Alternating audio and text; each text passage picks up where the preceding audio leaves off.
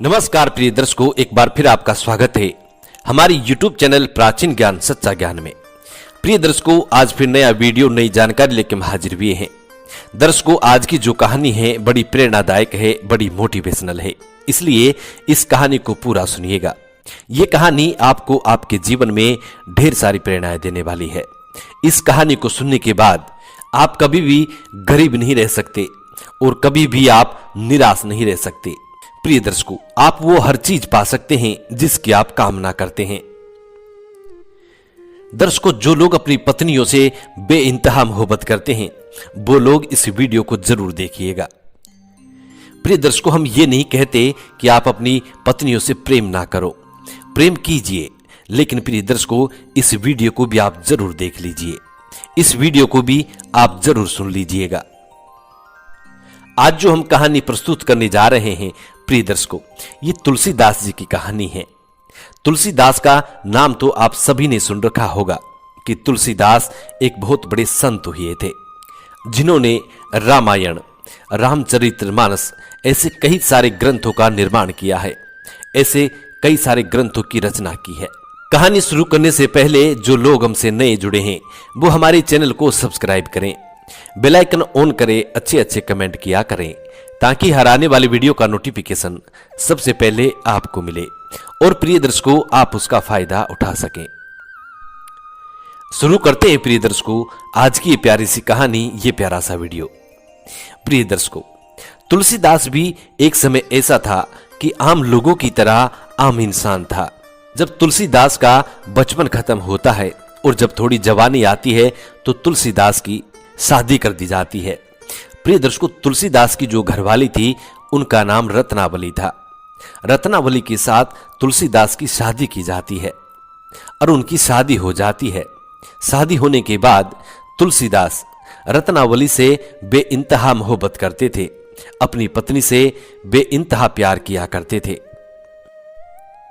तुलसीदास दिन भर गायों को चरा के लाता और शाम को यदि अपनी पत्नी को घर पे नहीं पाता तो प्रिय दर्शकों तुलसीदास बड़ा चिंतित हो जाता था और अपनी घरवाली को घर पे न पाकर वो चारों तरफ ढूंढता था। और जब उसकी घरवाली उसको मिल जाती थी तो प्रिय दर्शकों तब जाकर के तुलसीदास के दिल को चैन आता था। प्रिय दर्शकों, तुलसीदास रोज गाया चराने के लिए जाता था, लेकिन दिन भर अपनी पत्नी रत्नावली का ही नाम जपता रहता था। वो दिन भर अपनी पत्नी को याद करता रहता था। इसके विषय में ऐसा कहा जाता है कि तुलसीड़ो गाया चरावे बिन याद लुगाई की आवे। तुलसी जी गाया चरावे बिन याद लुगाई आवे। प्रिय दर्शकों, तुलसीदास रोज गाय चराने के लिए जाता था। उनका काम यही था कि वो सुबह से शाम तक गायों को जंगल में चराते थे और शाम को गायों को घर पे लेके आते थे। अब एक दिन तुलसीदास की घरवाली तुलसीदास से कहती है कि पतिदेव, तीजों का त्योहार बहुत नजदीक आ गया है और गांव-गांव में झूले पड़ने शुरू हो गए हैं। सभी महिलाओं के भाई उनको लेने के लिए आए हैं, सभी बहन बेटियों के भाई उनको लेने के लिए जा रहे हैं, इसलिए मुझे भी मेरे पीहर जाना चाहिए। तब तुलसीदास अपनी पत्नी रत्नावली से कहता है कि प्रिय, यदि तुम मुझे छोड़ के चली जाओगी तो मैं किस तरह रहूंगा। आपके बगैर मुझे एक पल नहीं सुहाता है और आपके बगैर मैं एक पल नहीं रह सकता। लेकिन रत्नावली कहती है कि पिया जी, बस कुछ ही दिनों की तो बात है, कुछ ही दिनों रुककर मैं वापस फिर से आ जाऊंगी। तुम चिंता ना करो, तुम दिन भर हंसी खुशी गाय चराना और शाम को 2 वक्त की रोटी खा के आराम से सो जाना। बस कुछ ही दिनों की बात है। यूं गई और यूं आई। प्रिय दर्शकों, जब तुलसीदास की पत्नी रत्नावली नहीं मानती है तो तुलसीदास अपनी पत्नी को जाने की आज्ञा दे देता है। अब प्रिय दर्शकों, तुलसीदास की पत्नी रत्नावली अपने पीहर को चले जाती है। उधर तुलसीदास गायों को लेकर जंगल में चराने के लिए चले जाते हैं। प्रिय दर्शकों, अब दिन भर तुलसीदास अपनी पत्नी का ही नाम जपता रहता है, रत्नावली रत्नावली रत्नावली रत्नावली। प्रिय दर्शकों, इसी तरीके से उसका दिन तो निकल जाता है और प्रिय दर्शकों शाम के वक्त सभी गायों को लेकर अपने घर पे आता है। जब घर पे आता है तो घर के दरवाजे बंद दिखाई देते हैं। अब तुलसीदास अपनी पत्नी रत्नावली को आवाज देता है, लेकिन प्रियदर्श को रत्नावली वहां नहीं मिलती है, क्योंकि रत्नावली अपने पिहर चली गई थी। अब तुलसीदास का दिमाग खराब हो जाता है। तुलसीदास को और कुछ दिखाई नहीं देता है, सिर्फ और सिर्फ अपनी पत्नी ही दिखाई देती है। अपने घर के दरवाजे बंद पाकर तुलसीदास का इतना दिमाग खराब हो जाता है कि तुलसीदास को एक पल भी चैन नहीं मिलता। फिर भी किसी तरह करके अपने घर के दरवाजे को खोलता है और प्रियदर्श को अपने घर के अंदर प्रवेश करता है। तो तुलसीदास को घर में कुछ भी नजर नहीं आता है, सिर्फ और सिर्फ उनकी घरवाली रत्नावली ही नजर आती है। प्रियदर्श को अब तुलसीदास एक टूटी चारपाई पे विश्राम करने लग जाता है। अब तुलसीदास को नींद नहीं आती है, बस तुलसीदास के ख्वाबों में उसकी घरवाली रत्नावली ही चल रही थी। तुलसीदास की आंखों की नींद उड़ जाती है और उसका घर उसको खाने को दौड़ने लगता है। तुलसीदास को ऐसा महसूस हो रहा था कि यह घर उसको खा जाएगा, तुलसीदास को निगल जाएगा। प्रियदर्श को तभी तगड़ी बारिश शुरू हो जाती है, मूसलाधार बारिश शुरू हो जाती है। बारिश इतनी बरसती है कि चारों तरफ पानी पानी हो जाता है, और जब बारिश थोड़ी रुकती है तो तुलसीदास अपने घर से निकलते हैं। प्रियदर्श को जब तुलसीदास अपने घर से रवाना होते हैं, वो वक्त तकरीबन 12 बजे का था, यानी कि रात का दूसरा पहर चल रहा था। अब तुलसीदास अपनी पत्नी रत्नावली को याद करते हुए अपने घर के दरवाजे बंद करता है और अपने घर से अपनी पत्नी से मिलने के लिए रवाना हो जाता है। प्रियदर्श को तुलसीदास को एक पल का चैन नहीं था। तुलसीदास अब यही सोच रहा था कि जितने जल्दी हो सके मैं अपनी पत्नी से मिलूं। प्रियदर्श को धीरे धीरे बारिश बरस रही थी और तुलसीदास नंगे पैर अपनी पत्नी से मिलने के लिए रवाना हो जाता है। बारिश की वजह से सारे रास्ते अस्त व्यस्त हो चुके थे, रास्ते में कीचड़ बना हुआ था। प्रियदर्श को तुलसीदास नंगे पैर दौड़ते हुए जा रहे हैं। तुलसीदास के पांवों में कहीं कांटे लग जाते, कहीं पे पत्थर लग जाते और कीचड़ में पूरा सन चुका था। अब तुलसीदास चलते चलते आधे रास्ते में पहुंच जाते हैं। आधे रास्ते में जब तुलसीदास पहुंचते हैं तो प्रियदर्श को तुलसीदास के आड़े एक नंदी आ जाती है। तेज बारिश होने की वजह से नंदी अपने उफान पर थी। नंदी में इतना तेज पानी का बहाव था कि मानो हर किसी को बहा ले जाए, इतना तेज पानी नदी में आ रहा था। प्रियदर्श को अब तुलसीदास नदी के किनारे खड़े हो जाते हैं और सोचने लगते हैं कि इस नदी को पार कर मैं अपनी रत्नावली तक कैसे पहुंचूं, लेकिन पहुंचना मुझे जरूरी है और जब तक मैं अपनी पत्नी से नहीं मिलूंगा तब तक मुझे चैन नहीं मिलेगा। तुलसीदास नदी के किनारे खड़े होकर यही सोच रहे थे। प्रियदर्श को तभी तुलसीदास को पानी में एक नाव जैसी बहती दिखाई देती है और वो नाव पानी में बहती हुई तुलसीदास की तरफ आ रही थी।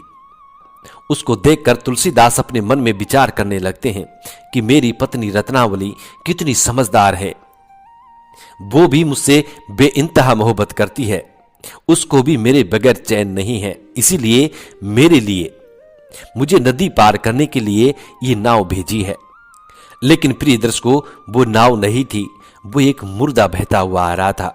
अब तुलसीदास उस मुर्दे को नाव समझकर और उस पे सवार हो जाता है। पानी के बहाव के साथ धीरे धीरे चलते हुए तुलसीदास नदी को पार कर लेता है और सिर्फ अपने मुख से रत्नावली अपनी पत्नी का नाम जपता रहता है। अब प्रियदर्श को मध्य रात्रि का समय हो चुका था। तुलसीदास अपने ससुराल तक पहुंच जाता है। जब तुलसीदास अपने ससुराल में पहुंचता है तो देखता है कि मकान के सारे दरवाजे बंद थे, हवेली के पूरे दरवाजे बंद थे। तुलसीदास को अंदर जाने का कोई मार्ग नजर नहीं आता है, कोई रास्ता नजर नहीं आता है। तब तुलसीदास मकान के पीछे जाता है, यानी कि अपनी ससुराल वालों की हवेली के पीछे जाता है। तो प्रियदर्श को तुलसीदास देखता है कि जिस कमरे में तुलसीदास की पत्नी रत्नावली सो रही थी, उस कमरे में एक मध्यम बहुत ही कम रोशनी में एक दीपक जल रहा था। अब उस दीपक को देखकर तुलसीदास बड़ा प्रसन्न होता है, सोचने लगता है कि मेरी पत्नी रत्नावली, उसको भी नींद कहां है, वो भी मेरे से मिलने का इंतजार कर रही है। मेरी पत्नी रत्नावली भी मुझसे बेइंतहा मोहब्बत करती है, इसीलिए आधी रात तक जाग रही है और अपने कमरे में दीपक जला रखा है। प्रिय दर्शकों, इसी बात को तुलसीदास जी सोचने लग जाते हैं। अब तुलसीदास को एक चिंता सताने लगती है कि मैं अपनी पत्नी तक पहुंचूं तो पहुंचूं कैसे, क्योंकि हवेली के चारों तरफ के दरवाजे बंद थे, सभी लोग सोए हुए थे। प्रिय दर्शकों, तभी तुलसीदास की ऊपर से लटकी हुई एक मोटी रस्सी की तरफ नजर पड़ती है। अब उसे देखकर तुलसीदास बड़ा प्रसन्न होता है और सोचने लगता है कि मेरी पत्नी रत्नावली मुझसे कितना प्रेम करती है, वो भी मेरा इंतजार कर रही है, इसीलिए मुझे ऊपर चढ़ने के लिए उसने रस्सा लटका दिया है। अब प्रिय दर्शकों, वो रस्सा नहीं था, एक काला अजगर सांप था जो पानी के नाले में होकर लटका हुआ था। प्रिय दर्शकों, अब तुलसीदास उस अजगर सांप को पकड़कर ऊपर चढ़ जाता है। अब वो जैसे ही ऊपर चढ़ता है और अपनी पत्नी के कमरे में जाता है तो प्रिय दर्शकों, वो देखता है कि उसकी पत्नी रत्नावली सो रही थी, उसको गहरी नींद आ रही थी। तब तुलसीदास अपनी पत्नी को जाके जगाता है, कहता है रत्नावली खड़ी हो, रत्नावली मैं आ चुका हूं, अब तुम खड़ी हो जाओ। तब रत्नावली की नींद खुलती है और रत्नावली देखती है कि तुलसीदास उनके पति उनके सामने खड़े हैं। रत्नावली बड़ी चौंक जाती है और अपने पति से कहने लगती है कि अरे मूर्ख इंसान, तू कैसा इंसान है जो आधी रात्रि के समय तू मेरे कमरे तक आ गया है।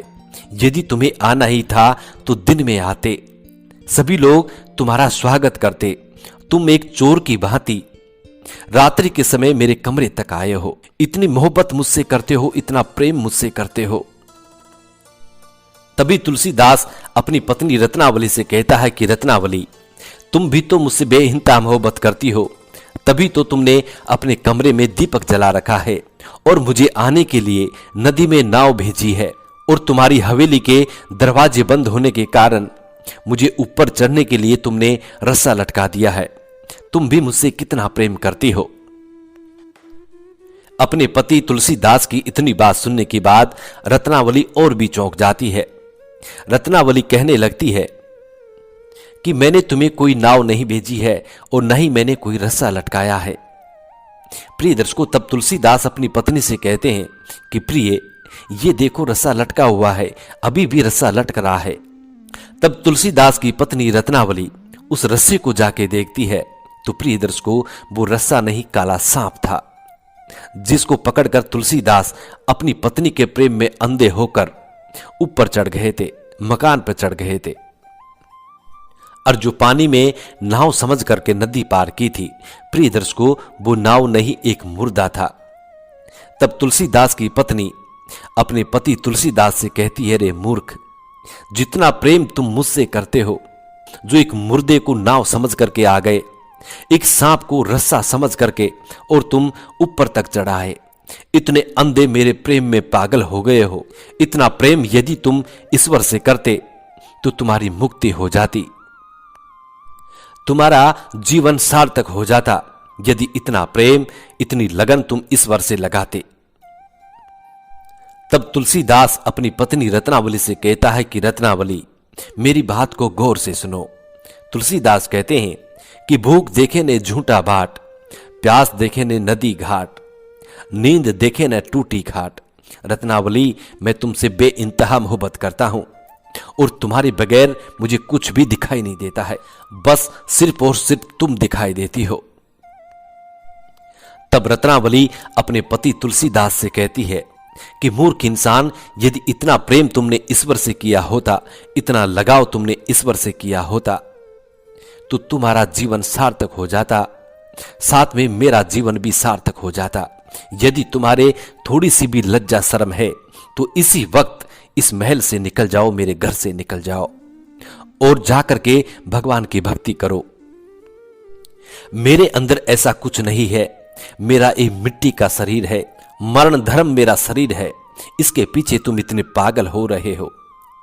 इस पागलपन को छोड़ो और तुरंत इसी वक्त मेरे महल से निकल जाओ, मेरे घर से बाहर निकल जाओ और जाकर के यदि तुम्हारे थोड़ी सी भी लज्जा है, थोड़ी सी भी शर्म है, और यदि तुम सच्चे मर्द हो तो आज के बाद मुझसे प्रेम करना छोड़ दो, और जितना प्रेम तुमने मुझसे किया है उसमें से तनिक मात्र भी यदि तुम ईश्वर से प्रेम कर लोगे तो तुम्हारी मुक्ति हो जाएगी। प्रिय दर्शकों, तुलसीदास की पत्नी रत्नावली कैसी महिला होगी, कैसी स्त्री होगी प्रिय दर्शकों, जिसने अपने पति को इतना बड़ा ज्ञान दिया। प्रिय दर्शकों, आज के जमाने में जो पत्नियां होती हैं, यदि उन पत्नियों के साथ कोई मर्द ऐसा करता है तो वो पत्नी अपने आप को भाग्यशाली समझती है। वो ये सोचती है कि मैं बड़ी भाग्यशाली हूं जो मुझे इतना प्रेम करने वाला पति मिला है। मैं बहुत खुश नसीब हूं जो मुझे इतना प्रेम करने वाला पति मिला है। आज की महिलाएं ऐसा सोचती हैं, लेकिन प्रिय दर्शकों, रत्नावली कितनी भाग्यशाली होगी जिसने अपने पति को एक ऐसी प्रेरणा दी, एक ऐसी प्रेरणा दे दी कि उसका पति तुलसी से तुलसीदास बन गया और अपनी पत्नी का मोह त्याग कर भगवान की भक्ति में लग गया। अपनी पत्नी की इतनी बात सुनने के बाद तुलसीदास उसी वक्त अपनी पत्नी के महल से रवाना हो जाते हैं। प्रिय दर्शकों, जो सच्चा मर्द होता है, जो सच्चा इंसान होता है, उसके दिल में एक ऐसी चोट लगती है, और चोट तब लगती है जिसे हम बेइंतहा मोहब्बत करते हैं, और यदि वही हमें धुतकार के भगा दे तो प्रिय दर्शकों, सीने में एक खंजर जैसा लगता है। ऐसा ही कुछ तुलसीदास के साथ हुआ था। तुलसीदास अपनी पत्नी रत्नावली से बेइंतहा मोहब्बत किया करते थे। अपनी पत्नी रत्नावली को बहुत चाहते थे, अपने प्राणों से भी ज्यादा चाहते थे। प्रिय दर्शकों, जब रत्नावली अपने पति से ऐसा कहती हैं कि यदि तुम्हारे थोड़ी सी भी लज्जा है, थोड़ी सी भी लाज शर्म है तो तुरंत मेरे महल से इसी वक्त निकल जाओ, और जितना प्रेम तुम मुझसे करते हो उसमें से क्षण मात्र भी यदि तुमने ईश्वर से प्रेम किया होता तो तुम्हारी मुक्ति हो जाती। तो प्रिय दर्शकों, तुलसीदास के सीने में एक घाव जैसा हो जाता है, और तुलसीदास उसी वक्त अपनी पत्नी रत्नावली को छोड़कर उनके महल से नीचे उतर जाते हैं। और प्रिय दर्शकों, अब तुलसीदास जंगलों में चले जाते हैं और जंगल में जाकर के ईश्वर की भक्ति करते हैं, भगवान श्री राम की भक्ति करते हैं। प्रिय दर्शकों, तभी तो कहते हैं प्रिय दर्शकों, तुलसी तुलसी सब कहे तुलसी बन की घास, कृपा हो गई राम की तो बन गए तुलसीदास। प्रिय दर्शकों, रत्नावली का पति अब तुलसी से तुलसीदास हो जाते हैं। प्रिय दर्शकों, प्रभु श्री राम की ऐसी कृपा हुई कि तुलसी से तुलसीदास बन जाते हैं। इसलिए कहते हैं कि अपनी पत्नी से इतना भी मोह मत रखो, इतना भी बेइंतहा प्रेम मत करो। प्रिय दर्शकों, तुलसीदास की प्रथम गुरु उसकी पत्नी रत्नावली थी, जिन्होंने अपने पति को एक ऐसा सद्मार्ग दिखाया, ऐसा एक भक्ति का मार्ग दिखाया जिससे तुलसी से तुलसीदास बन गए। और प्रिय दर्शकों, तुलसीदास जी ने ऐसे ऐसे ग्रंथों की रचना की है, रामचरितमानस, रामायण, ऐसी ऐसी ग्रंथों की तुलसीदास जी ने रचना की है। प्रिय दर्शकों, यह कहानी यह समाप्त होती है। हम उम्मीद करते हैं कि आज की ये छोटी सी कहानी आपको जरूर पसंद आई होगी और इस कहानी से आप ढेर सारी प्रेरणाएं भी लेंगे। मिलते हैं प्रिय दर्शकों आने वाली नेक्स्ट वीडियो में। तब तक अपना ख्याल रखें जी। नमस्कार।